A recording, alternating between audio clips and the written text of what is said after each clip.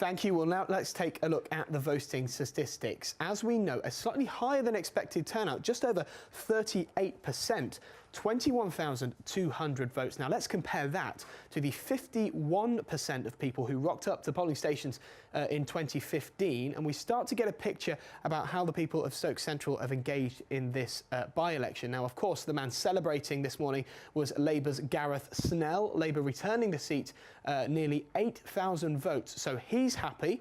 Paul Nuttall, on the other hand, is not very happy for UKIP. 5,233 votes for the party leader. Questions now over his position at the top of the party.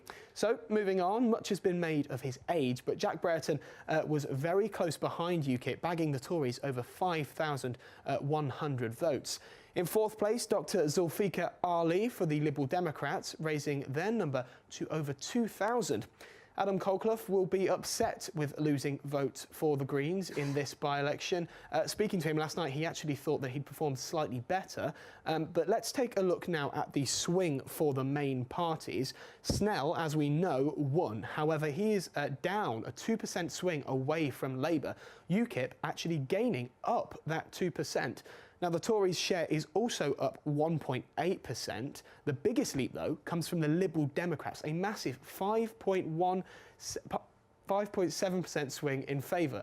Lastly, Mr Colclough also losing votes. Well, there's all the statistics. Now we know all that. Let's see how the night unfolded. It wasn't long until the first ballot boxes arrived at Fenton Manor Sports Complex, which last night played host to an extraordinary political drama. And there were smiles all around as the two heavyweights in this race arrived at the count, not knowing who would leave the victor. And there was a totally unexpected guest. Rapper Professor Green made a surprise appearance. It's thought he's filming a documentary. It became pretty clear early on in the night, from the smiles on Gareth Snell's face, that Labour were confident they'd done enough to see off UKIP. The Labour MP for Stoke North was keen to show her support for her incoming colleague.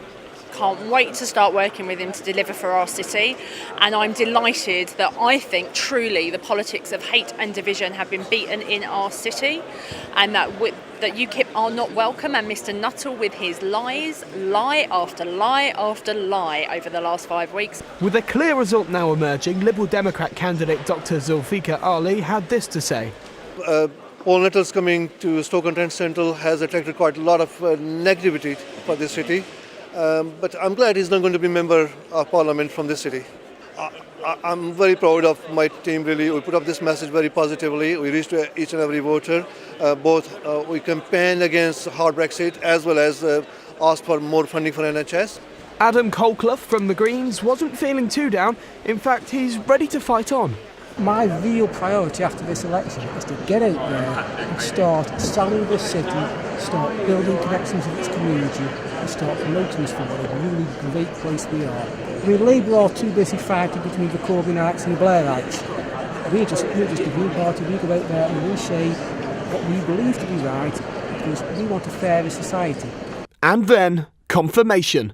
Labour hold Stoke Central. Snell, Gareth, Labour Party, 7,800. We are a city of innovators and educators, artists and entrepreneurs. We pioneered the first industrial revolution, and I believe that we have the potential to lead the next one. This city will not allow ourselves to be defined by last year's referendum, and we will not allow ourselves to be divided by the result. Nor will we be divided by race or faith or creed.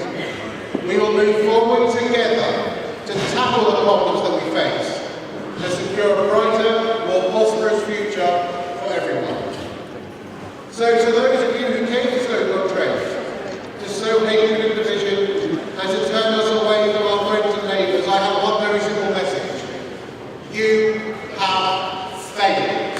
What followed was a typical election night scrum to get the man people thought just a couple of weeks ago had it in the bag. No, it's just the beginning. Thank you. There were questions about his leadership, the party and his campaign. What about the Leeds by-election? You were hoping to fight that at one point. You think after the Hillsborough stuff, you can't really now, can you? You know, that was a mistake. It was put up by a press officer. I didn't know it was there, and you know, I'm very sorry, and I apologise for it. But you know, let's put this in context. I haven't stolen money from the public purse. No, but you've made a false declaration about the house. Whatever you say it is. No, you made a false declaration that you were living at the house at the time of the nomination. And you made a false declaration that you were living at the house at the time you declared as a voter, surely. No, I didn't. Well, who made the declarations then? Watch your back, folks, please. Just let him through, thank you. Just watch your backs for us. All right. Who knows where Paul Nuttall's career might be heading? Lewis Warner.